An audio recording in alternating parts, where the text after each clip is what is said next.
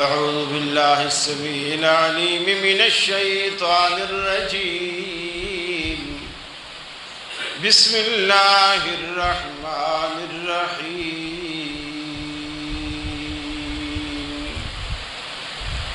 إنا نحن نزلنا الذكر وإنا له لحافظون. وقال الله تبارك وتعالى: من أعرض عن ذكري فإن له معيشة ضنكا ونحشره يوم القيامة أعمى قال رب لم حشرتني أعمى وقد كنت بصيرا قال كذلك أتتك آياتنا فنسيتها وكذلك اليوم تنسى.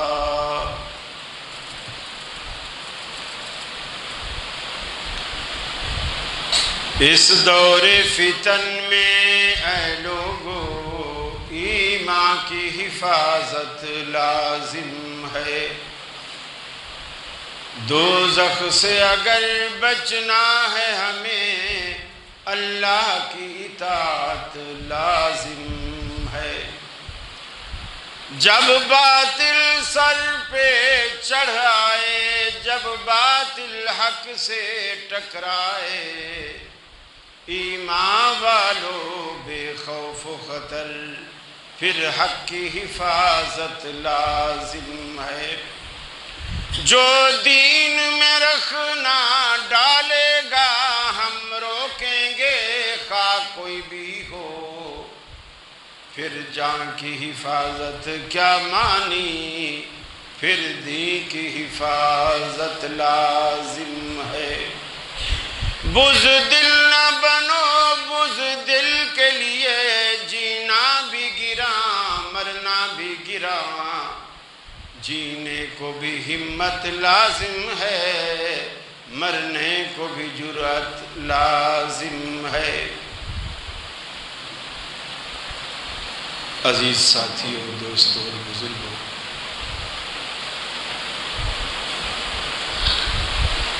اللہ تعالیٰ کئی طریقوں سے مسلمانوں کو آزماتا ہے. ہمارے ایمان کو، ہماری غیرت کو، ہمارے ضمیر کو جھنجھوڑتا اور بیدار کرتا ہے. لیکن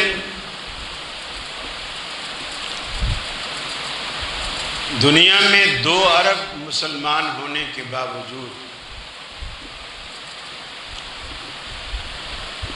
ہم ایک غلامی کی زندگی بسر کر رہے ہیں. ایسے لگتا ہے جیسے نہ ہمارا اپنا کوئی منشور ہے، نہ دستور ہے، نہ کوئی ضمیر ہے، نہ کوئی غیرت ہے. سب کچھ ہمیں مستعار ملتا ہے، ادھار ملتا ہے. ایک وقت تھا مسلمانوں کی نہ صرف انسانوں پر بلکہ دریاؤں، سمندروں، ہواؤں، جنات، چرند، پرند، ان سب پر حکمرانی تھی.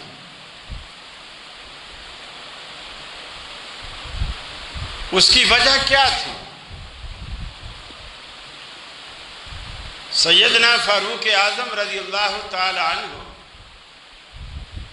ایک سفر سے آئے. مسلمانوں کا ایک پورا لشکر ہے، جنگی سفر سے واپس آ رہے ہیں. سفر طویل تھا. چلتے چلتے شام ہو گئی. اور فیصلہ یہ ہوا کہ اب سفر روک دیا جائے، ہم تھک بھی چکے ہیں، آرام کر لیتے ہیں، پھر صبح فجر کی نماز کے بعد اپنے سفر کو پھر جاری رکھیں۔ لیکن جس جگہ پڑاؤ کرنے کا ارادہ تھا وہ جنگل تھا، اور خطرے کے اعتبار سے بڑا مشہور و معروف تھا کہ جہاں درندے ہیں یہاں رات گزارنا خطرے سے خالی نہیں ہے۔ ہو سکتا ہے ہمارے سوتے میں رات کو درندوں نے حملہ کر دیا تو ہم سنبھل بھی نہیں پائیں گے، وہ ہمیں چیر پھاڑ کے رکھ دیں گے، ہم ان کا نوالا بن جائیں گے۔ اب دیکھیے ایک اعتماد، اب یہ بات سیدنا فاروق اعظم بھی سن رہے ہیں، لوگ مشورہ دے رہے ہیں کہ یہاں نہ رکیں، یہاں رکنا تو ایسا ہے جیسے موت کو دعوت دینا۔ اب یہ باتیں حضرت عمر سن رہے ہیں، لیکن دیکھیے دل میں ایک یقین، اللہ پر توکل، اللہ پر بھروسہ، اپنے اہل توحید ہونے کا ایک مان۔ ایک پہاڑی کے اوپر چڑھے، جنگل کی طرف رخ کیا، اور ایک زور سے آواز لگائی۔ حالانکہ جانور کوئی حضرت عمر کی بولی سمجھتے نہیں تھے، اور نہ حضرت عمر جانوروں کو اپنی بولی سمجھانا جانتے تھے۔ یہ صفت انبیاء میں سے صرف اللہ رب العالمین نے حضرت سلیمان علیہ السلام کو عطا کی تھی۔ پہاڑ کی چوٹی پر کھڑے ہو کر جنگل کی طرف منہ کیا اور اعلان کیا، اے جنگل کے درندوں، آج رات اس جنگل میں غلامان محمد صلی اللہ علیہ وسلم کا بسیرا ہے، لہذا آج رات تم یہ جنگل ہمیں خالی کر دو۔ تاریخ شاہد ہے، صحابہ کہتے ہیں اس اعلان کے بعد ہم نے دیکھا جن جانوروں کے بچے تھے وہ اپنے بچوں کو اپنے منہ میں دبائے جنگل خالی کر کے بھاگ رہے تھے۔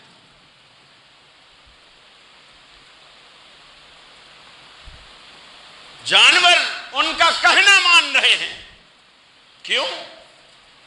کہ وہ لوگ غلامان محمد تھے صلی اللہ علیہ وسلم، اور ہم تو سارے کے سارے، کیا وہابی، کیا غیر وہابی، کیا سیاسی، کیا مذہبی، ہم سارے کے سارے غلامان امریکہ ہیں۔ اس کے بغیر تو ہماری معیشت کی گاڑی نہیں چلتی۔ کتنی خوشی ہوتی ہے جب ورلڈ بینک ہمیں قرضہ دیتا ہے، لیکن قرضہ حکمران لیتے ہیں، کہاں لگتا ہے، کس پہ لگتا ہے، کسی کو پتہ نہیں، لیکن بھگتنا اور بھرنا قوم کو پڑتا ہے۔ بچہ ابھی جو دنیا میں آنے والا ہوتا ہے وہ ماں کے پیٹ میں ہی مقروض ہو جاتا ہے۔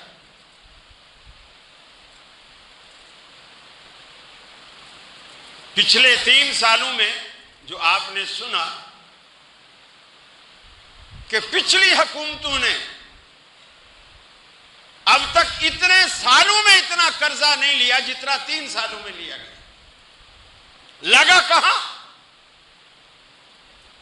کسی کو پتہ نہیں وہ کہاں لگا. وہ 50 لاکھ گھر کہاں بنے؟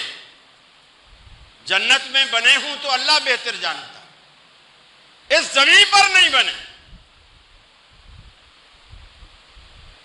کروڑوں نوکریاں کس کو ملی؟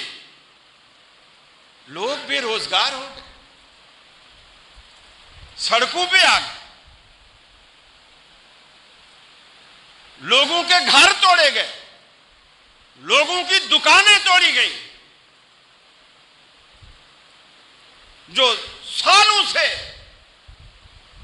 لوگ بیٹھے روزگار کما رہے تھے، بجائے نوکریاں دینے کے روزگار چھینے گئے. لیکن تجزیہ ہم غلط کرتے ہیں. ہم تجزیہ کر نہیں پاتے کہ اللہ یہ سزا دیتا کیوں ہے.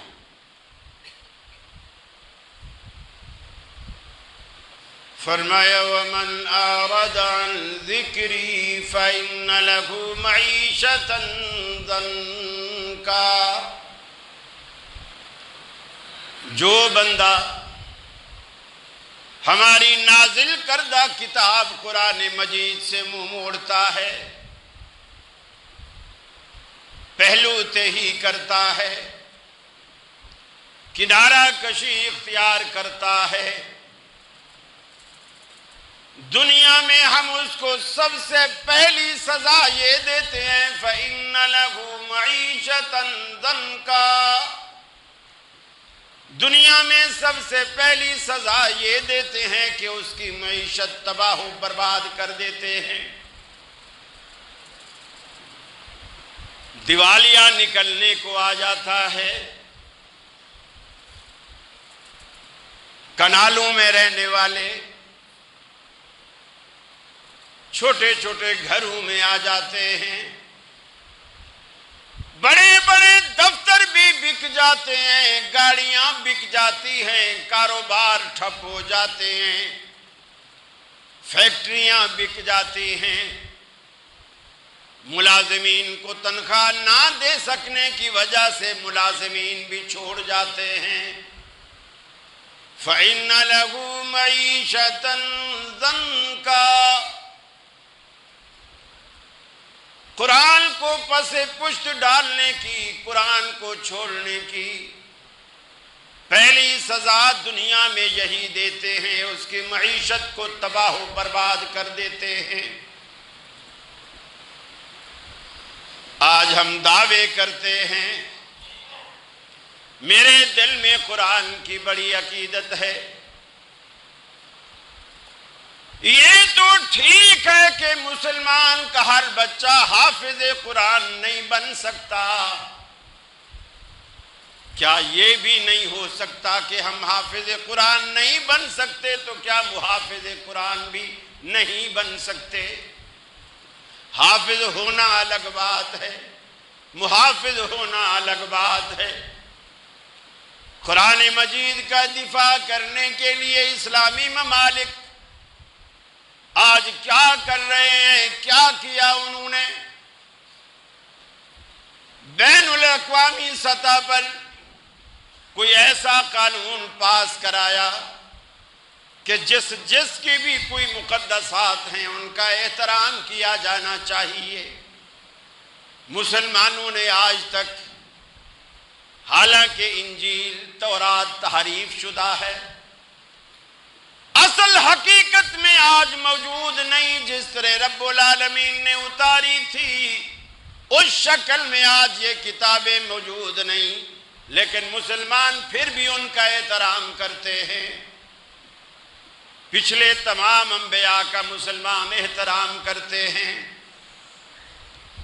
لیکن مسلمانوں کو کبھی حرمت رسول کی پامالی کر کے کبھی قرآن کے تقدس کو پامال کر کے، کبھی مساجد اور مدارس کے تقدس کو پامال کر کے، کبھی چادر چار دیواری حجاب کی پامالی کر کے مسلمانوں کو اسی طرح جھنجھوڑا جاتا ہے، ان کے ضمیر کو جھنجھوڑا جاتا ہے۔ یہ جو جماعت اسلامی کے سینیٹر ہیں مشتاق صاحب، میں ان کا ایک بیان سن رہا تھا، وہ بتا رہے تھے کہ میں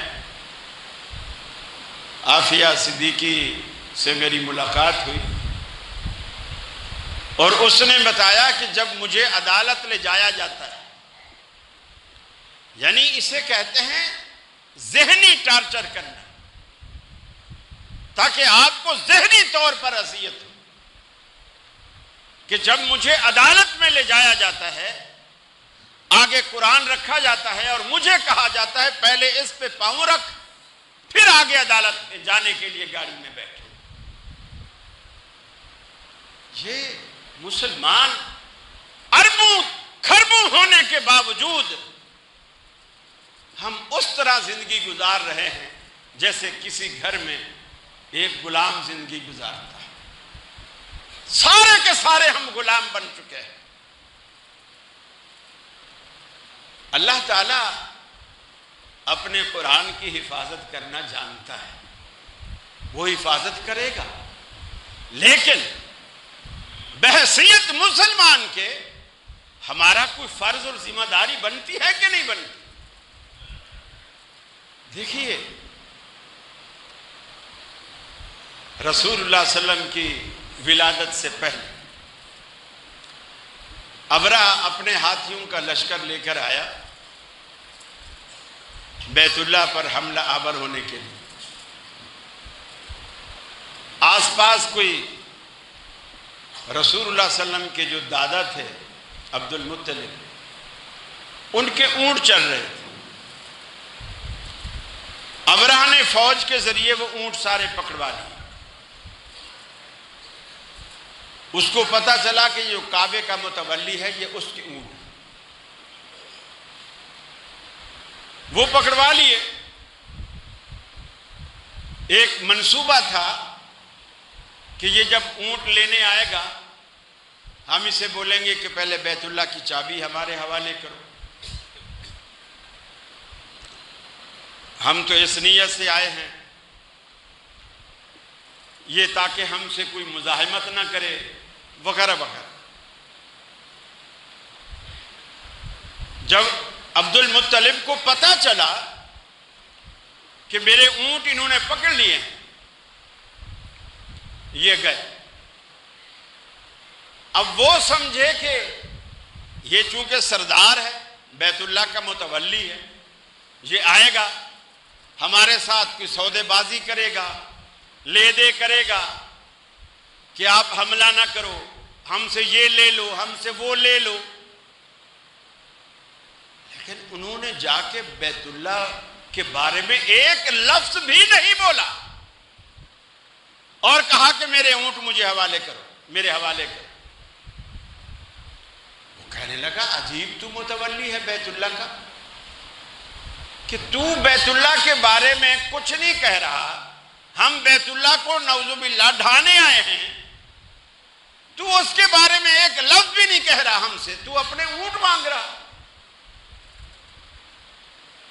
دیکھو ہم اس دور کو دور جاہلیت کہتے ہیں، یہ رسول اللہ کی پیدائش سے پہلے کی بات، اس دور کو ہم دور جاہلیت کہتے ہیں۔ لیکن ان کا جملہ دیکھیں، وہ کہتے ہیں اونٹ تو میں اس لیے مانگ رہا ہوں چونکہ اونٹ میرے ہیں، یہ گھر میرا نہیں ہے، یہ گھر جس کا ہے وہ اپنے گھر کی حفاظت کرنا جانتا ہے۔ یا تو آپ بھی ایسا کہو کہ یا اللہ یہ قرآن ہمارا نہیں ہے، یہ تیرا کلام ہے، تو جان تیرا کام جانے، تو جان تیرا کلام جانے، یہ مسجد تیرا گھر ہے، قرآن تیرا ہے، ہم تو بس مسلمان ہیں، ہم نے کلمہ پڑھا ہوا ہے، بس یا تو پھر ایک دم کھل کے سامنے آ جائے، پھر اللہ تو حفاظت کرے گا ہی کرے گا۔ اور ایسا نہیں کہ عبد المطلب نے جملہ کہہ دیا بس، اس نے جب یہ کہا ابرہ نے بھی جوش میں آ کر اونٹ سا واپس کرو ان کو اونٹ، یہ قوم کیا لڑے گی جن کو اپنے اونٹوں کی پڑی ہوئی ہے اور بیت اللہ کی فکر ہی نہیں۔ وہ جب اونٹ لے کے چلا گیا اور ابرہ نے ہاتھیوں کے لشکروں کو کہا کہ بیت اللہ کی طرف کوچ کرو، چھوٹے دیکھو اللہ جب کسی کو ذلیل کرتا ہے، یہ جو ہمارے ہاں عام چڑیا پائی جاتی ہے نا جسامت میں، وہ اس سے بھی تھوڑے پتلے اور چھوٹے ہیں، ابابیل جن کا نام، جھنڈ کے جھنڈ اللہ تعالیٰ نے بھیجے لشکروں کے مقابلے میں ابابیلوں کے جھنڈ، اسے کہتے ہیں رب۔ پنجوں میں کنکریاں ہیں، سجیل ایسی کنکری کو کہتے ہیں جو ہر طرف سے نوکیلی، اس کنکری کو پکڑا ہوا ہے اور اتنی ہائٹ سے، اونچائی سے اس کو پھینکتی ہے۔ اور کیا اللہ نے ان کنکریوں میں قوت رکھی ہے کہ جس ہاتھی پر، جس بندے پر وہ گرتی ہے اس کے جسم سے پار ہو جاتی۔ بعض دفعہ بندوق کی گولیاں بھی پار نہیں ہوتی، اندر ہڈی سے ٹکرا کے اندر کہیں رک جاتی، لیکن کیا اللہ رب العالمین کی قدرت تھی، ہاتھی کے جسم سے بھی وہ کنکریاں آر پار کرتی۔ دیکھتے ہی دیکھتے ہاتھیوں کا پورا لشکر اس بھوس بن گیا، اور اللہ نے اپنے گھر کی حفاظت کی۔ یا تو پھر اسی طرح ہم کہہ دیں میرے بھائی ہم اگر کچھ بھی نہیں کر سکتے، دیکھیے قرآن مجید آج مسلمانوں سے فریاد کرتا ہے کہ مسلمانوں تم نے میرے ساتھ کیا کیا ہے، کیا کیا؟ بس تعویذ بنایا، گلے میں لٹکایا، یا گھول گھول کے پی گئے، دھو دھو کے پی گئے، پورا قرآن پی بیٹھے۔ ہم نے یہ ادب، یہ احترام، یہ کچھ سیکھا۔ قرآن ہم سے فریاد کرتا ہے، بڑی عجیب فریاد۔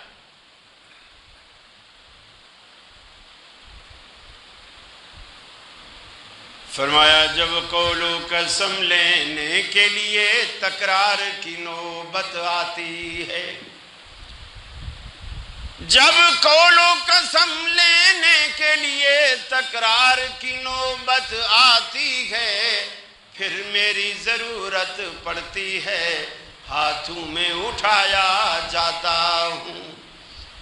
جزدان حریر و ریشم کے اور پھول ستارے چاندی کے، پھر عطر کی بارش ہوتی ہے، خوشبو میں بسایا جاتا ہوں۔ کس گھر میں میرا ذکر نہیں، کس بزم میں میری دھوم نہیں، پھر بھی میں اکیلا رہتا ہوں، مجھ سا بھی کوئی مظلوم نہیں۔ یہ مجھ سے عقیدت کے دعوے، قانون پہ راضی غیروں کے، یہ مجھ سے عقیدت کے دعوے، قانون پہ راضی غیروں کے، یوں بھی مجھے رسوا کرتے ہیں، ایسے بھی ستایا جاتا ہوں۔ تعویذ بنایا جاتا ہوں، دھو دھو کے پلایا جاتا ہوں۔ میرے بھائی اس دلدل سے، اس جہالت سے باہر آئیے۔ اللہ کے حبیب فرماتے ہیں اقرأوا القرآن فَإِنَّهُ يَأْتِي يَوْمَ الْقِيَامَةِ شَفِيعًا لِأَصْحَابِهِ۔ اے میری امت کے لوگوں، قرآن کو پڑھا کرو، قرآن سے محبت کیا کرو، اس لیے کہ قیامت کے دن یہ تمہارا سفارشی بن کر اللہ کی دربار میں آئے گا۔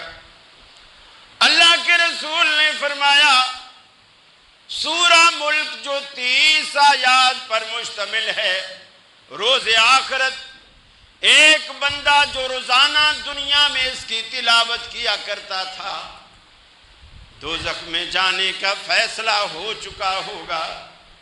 یہ صورت آئے گی، اللہ رب العالمین سے جھگڑا کرے گی، مناظرہ کرے گی اور کہے گی الہ العالمین یہ بندہ روزانہ میری تلاوت کیا کرتا تھا، میری تلاوت کرنے والا آج دوزخ میں جا رہا ہے، یا تو اسے دوزخ کی بجائے جنت میں واپس کر، یا مجھے اپنے قرآن سے نکال دے۔ اللہ کے حبیب فرماتے ہیں اللہ اس صورت کی لاج رکھے گا اور اس بندے کو بخش دے گا، اس بندے کو بخش دے گا۔ اللہ کے حبیب نے فرمایا من احبا، جو بندہ یہ محبوب رکھتا ہے، اس بات کو پسند کرتا ہے، ان یکلم ربہ، وہ اپنے رب سے کلام کرے، اپنے رب سے باتیں کرے، فلیقرأ القرآن، اسے چاہیے کہ وہ قرآن کو پڑھے، فلیقرأ القرآن، اسے چاہیے کہ وہ قرآن پڑھے۔ اگر وہ یہ پسند کرتا ہے کہ میں اپنے رب سے باتیں کروں، قرآن رب سے باتیں کرنے کا نام ہے۔ ہم نے قرآن کی عظمت کو سمجھا ہی نہیں، ہم نے قرآن کی عظمت کو سمجھا ہی نہیں۔ میرے بھائی، حکومتیں، ممالک احتجاج کریں، وہ احتجاج اس طرح نہیں کہ اپنی گلیاں بند کر لی، 2 جھنڈے لگا لیے، کیمپ لگا کے بیٹھ گئے، 2-4 بسیں جلا دی، 2-4 گاڑیاں جلا، یہ احتجاج نہیں، اسلام اسے پسند نہیں کرتا۔ حکومتی سطح پر اپنا سفیر وہاں سے واپس بلائے، ان کے سفیر کو یہاں سے نکالے، پھر وہاں کی جتنی مصنوعات ہیں اگر وہ ہمارے ملک میں آتی ہیں، گورنمنٹ کی ذمہ داری ہے اس کی لسٹ جاری کرے، اس کی لسٹ جاری کرے کہ وہاں سے کیا کیا ہمارے پاس آتا ہے۔ فرض کر لیجئے کوئی صابن ہے، فرض کر لیجئے کوئی شیمپو ہے، فرض کر لیجئے کوئی اور چیز ہے، کوئی مشینری ہے، آپ بائیکاٹ کریں کہ آج سے ہم نہیں خریدیں گے، آج سے ہم یہ نہیں خریدیں گے۔ کوئی ایسا مؤثر احتجاج کرے، پتہ چلے کہ یہ زندہ قوم ہے، یہ مسلم قوم ہے، یہ قرآن پہ چلنے والی، قرآن کو ماننے والی، یہ قرآن کے آپ پر حق ہے، حق۔ قرآن مجید سے محبت کرنا، اس کا احترام کرنا، اس کی تلاوت کرنا، اس کو سمجھنا ترجمے کے ساتھ، پھر اس پر عمل کرنا اور پھر اس کی تبلیغ کرنا، اس کی دعوت دینا، یہ قرآن مجید کا حق ہے ہم پر، ہر مسلمان پر یہ فریضہ، یہ صرف مولویوں کا فریضہ نہیں ہے۔ ہاں، یا تو بولو کہ ہمارے علاقے میں صرف مولوی مسلمان ہیں، ہم مسلمان نہیں، پھر تو چلو بات بنتی ہے۔ اگر آپ بھی مسلمان ہیں اور یقیناً مسلمان ہیں تو یہ ذمہ داری آپ کی بھی ہے۔ علماء کا فریضہ یہ ہے وہ آپ کو بیدار کریں، صحیح مشورہ دیں، صحیح رہنمائی کریں، اور احتجاج کے جو شرعی تقاضے ہیں اس کے مطابق آپ کو آمادہ کریں۔ جلاؤ گھراؤ اسلام کو پسند نہیں ہے، جلاؤ گھراؤ پسند نہیں ہے۔ جو مؤثر چیزیں ہیں، اسی طرح اقوام متحدہ کے اندر بھی مسلم ممالک بھی شامل ہیں، وہاں ایک مشترکہ قانون، ایسا بل پاس کرایا جائے کہ کسی کو بھی حق نہیں ہے آزادی رائے کے نام سے، کسی کے بھی نام سے، کہ وہ کسی کے مذہبی جذبات کو مجروح کرے اور وہ اس طرح کے ہتھ کنڈے استعمال کرے۔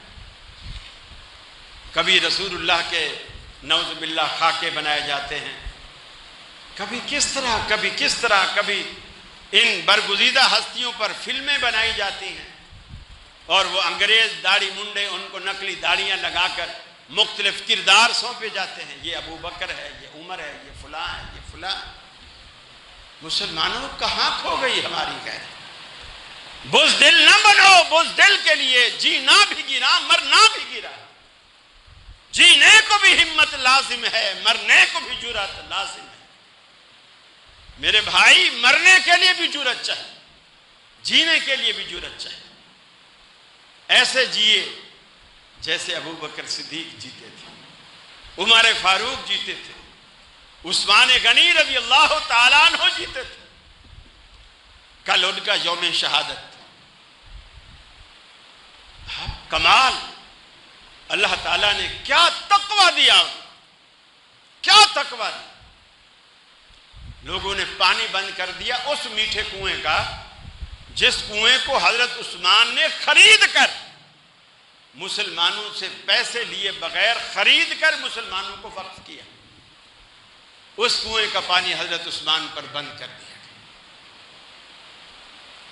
میرے بھائی، اللہ رب العالمین نے بحیثیت مسلم ہماری کچھ ذمہ داریاں رکھی،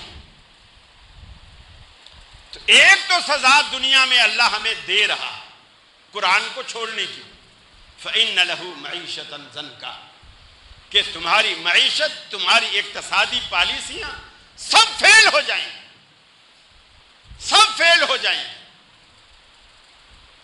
دیکھ لیں، قرضہ ملنے کے باوجود مرغی، حالانکہ مولوی مرغیاں کم کھاتے ہیں، خاص کر یہ بلیرل مرغیاں تو ہم کھاتے ہی نہیں، مولوی تو بکرے کھاتے ہیں الحمدللہ، لیکن وہ مہنگی ہو بھی جائے ہماری صحت پر کوئی اثر نہیں پڑتا، ہماری صحت پر کوئی اثر نہیں پڑتا۔ اللہ تعالیٰ ہمارے گھر میں حلوے بیچتا ہے، سچی بات ہے، چینی کتنے روپے کلو ہو جائے ہمیں پتہ بھی نہیں ہوتا، اسی لیے ہر مولوی تھوڑا تھوڑا شوگر کا مریض ہوتا ہے، حلوہ مفت ملتا ہے الحمدللہ، کوئی پرواہ نہیں۔ لیکن آپ جب اللہ کے بن جاتے ہیں پھر اللہ تعالیٰ آپ کا ہو جاتا ہے، تو پہلی سزا تو ہمیں مل ہی رہی ہے، اور دوسری سزا کیا ہے؟ فرمایا وَنَحْشُرُهُ يَوْمَ الْقِيَامَةِ أَعْمَى، قیامت کے دن جب یہ لوگ اٹھیں گے جنہوں نے ہمارے قرآن کو دنیا میں پس پشت ڈال دیا، اپنی زندگی سے نکال دیا، اپنے آپ کو قرآن کے قالب میں ڈھالنے کے بجائے انگریزی قالب میں ڈھل گئے۔ فرمایا روز آخرت رب العالمین ان کو اٹھائے گا، وَنَحْشُرُهُ يَوْمَ الْقِيَامَةِ أَعْمَى، آنکھوں کی نعمت سے محروم ہوں گے، اندھے بن کر اٹھائے جائیں گے، سوال کریں گے الہ العالمین لِمَ حَشَرْتَنِي أَعْمَى، تو نے ہمیں نابینا کیوں اٹھایا؟ ہم تو دنیا میں دیکھنے والے تھے، ہماری تو آنکھیں تھیں، لوگ ہماری آنکھوں کی تعریف کیا کرتے تھے، کوئی کہتا ہے اس کی آنکھیں دیکھو جھیل جیسی ہیں، کوئی کہتا کہ اس کی آنکھیں تو نیل گائے جیسی ہیں، کوئی کہتا کہ اس کی آنکھیں تو غزال جیسی، ہرن جیسی ہیں۔ لوگ میری آنکھوں کی تعریف کیا کرتے تھے، لِمَ حَشَرْتَنِي أَعْمَى، اللہ تو نے مجھے آج اندھا کر کے کیوں اٹھایا؟ میری تو اتنی خوبصورت آنکھیں تھیں، لوگ مثالیں دے کر بیان کرتے تھے کہ لوگ کراچی کے سمندر کی بات کرتے ہیں، لیکن لوگ تو میری آنکھوں میں ڈوب جایا کرتے تھے، اتنا خوبصورت آنکھیں تھی میری۔ لما حشرتنی اعمیٰ، تو نے مجھے اندھا کر کے کیوں اٹھایا؟ قال کذالک، سنیے رب العالمین کا جواب۔ اللہ کہے گا میرے بندے، قال کذالک قال ربک، قال کذالک اسی طرح اتت کا آیاتنا، تیرے پاس ہماری آیات قرآن کی شکل میں آئی تھی، فنسیتہا، تو نے ان کی پرواہ نہ کی، قرآن کو تو نے بھلا دیا۔ وَكَذَلِكَ الْيَوْمَ تُنْسَى، تو دنیا میں ہمارے قرآن کو بھول گیا، آج آخرت میں ہم تمہیں بھلائے دیتے ہیں۔ حالانکہ اللہ بھولنے سے پاک ہے، بھول چوک سے رب العالمین پاک ہے، لیکن پھر بھی رب العالمین نے کہا جس طرح دنیا میں تو نے ہمارے قرآن سے منہ موڑا، آج ہماری رحمت نے تمہیں چھوڑا۔ تجھے دنیا میں ہمارے قرآن کی کوئی پرواہ نہ تھی، آج آخرت میں ہمیں بھی تیری کوئی پرواہ نہیں۔ اللہ رب العالمین سے دوستی رکھنے کے لیے قرآن کو وسیلہ بنائی، قرآن کو ذریعہ بنائی۔ رسول اللہ صلی اللہ علیہ وسلم نے ایک جنازہ پڑھایا، ایک صحابی کا جنازہ تھا، ان کا اپنا نام بھی معاویہ تھا، والد کا نام بھی معاویہ تھا۔ یہ معاویہ بن ابی سفیان نہیں، معاویہ بن معاویہ۔ اللہ کے رسول نے جنازہ پڑھایا، جنازہ پڑھا کر جب مجمع کی طرف رخ کیا تو جبریل امین نے آ کر آپ کو مصافحہ کیا۔ آپ نے فرمایا جبریل آپ بھی اس جنازے میں شرکت کے لیے آئے ہیں؟ فرمایا کہ صرف میں نہیں، 70,000 فرشتوں کا لشکر اللہ نے بھیجا ہے، میری قیادت میں ان کو لے کر آیا ہوں اس بندے کے جنازے میں۔ آپ نے پوچھا جبریل اس بندے میں کیا خاص بات تھی؟ کیا خاص بات تھی جو جنازے میں اللہ نے تجھے اور تیری قیادت میں 70,000 فرشتوں کا لشکر بھیجا؟ حضرت جبریل نے کہا اللہ کے رسول اس میں ایک خوبی تھی، کان یقرأ قل هو اللہ احد ماشیا راکبا قائما او قاعدا، کہ یہ چل رہا ہوتا، بیٹھا ہوتا، کھڑا ہوتا، سواری پر ہوتا، یہ ہر وقت قل هو اللہ احد پڑھتا رہتا تھا، یعنی سورہ اخلاص پڑھتا رہتا تھا، جسے اللہ کے رسول نے ثلث قرآن کہا ہے۔ ثلث قرآن، یہ قرآن کی تہائی ہے، ایک دفعہ پڑھو تو 10 پاروں کے برابر ثواب ملتا ہے، 3 دفعہ پڑھ لو تو پورے قرآن کا ثواب ملتا ہے۔ وہ اسے پڑھا کرتا تھا۔ جنازہ اللہ کے نبی نے پڑھایا اور اللہ تعالیٰ نے پیچھے جبریل امین کو بھیجا، 70,000 فرشتوں کو بھیجا۔ جب انہوں نے ان کے لیے مغفرت کی دعا کی ہوگی، یقیناً اللہ رب العالمین نے اسے بخش دیا ہوگا۔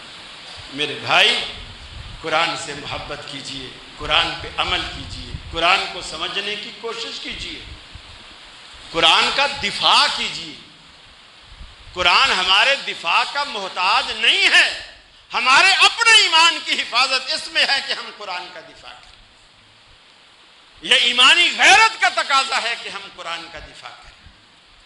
اللہ سے دعا ہے اللہ رب العالمین ہمارے حکمرانوں کو بھی ہدایت دے، اور جتنے عالم اسلام کی ریاستیں ہیں ان تمام مسلم حکمرانوں کو اللہ رب العالمین ہدایت دے، انہیں ایک کر دے تاکہ تمام مسلمان اپنے لیے ایک اسلام کا کلہ بنا لیں۔ یقین مانیے ہم ایٹمی قوت ہونے کے باوجود غلامی کی زندگی گزار رہے ہیں، اس سے بڑی ذلت اور کیا ہو سکتی ہے۔ ان ھذا القرآن یہدی للتی ہی اقوم، فرمایا یہ قرآن وہ کتاب ہے جو سیدھا راستہ دکھاتا ہے، بالکل سیدھا راستہ، اور یہ وہ قرآن ہے یضل بہ کثیر و یہدی بہ کثیرا، بہت سارے لوگ قرآن کے ذریعے گمراہ ہو جاتے ہیں، بہت سارے لوگ جنت میں جا پہنچتے ہیں، راہ راست پر آ جاتے ہیں۔ جو قرآن کو سنتا ہے، سمجھتا ہے، عمل کرتا ہے، قرآن ان کو یرفع بہذا الکتاب اقواما، اس قرآن کے ذریعے اللہ تعالیٰ بہت ساری قوموں کو اونچا کرتا ہے اور بہت ساری قوموں کو پست کرتا ہے جو اس قرآن کو چھوڑ دیتی ہے، جیسے ہم نے چھوڑا ہوا ہے۔ پھر اللہ تعالیٰ ان کو اسی طرح پستیوں میں دھکیل دیتا ہے۔ اللہ سے دعا ہے اللہ رب العالمین ہمارے دلوں میں قرآن کی، اسلام کی، مسجد کی، رسول کی، صحابہ کی، اہل بیت کی محبت پیدا فرمائے۔ وآخر دعوانا ان الحمد للہ رب العالمین۔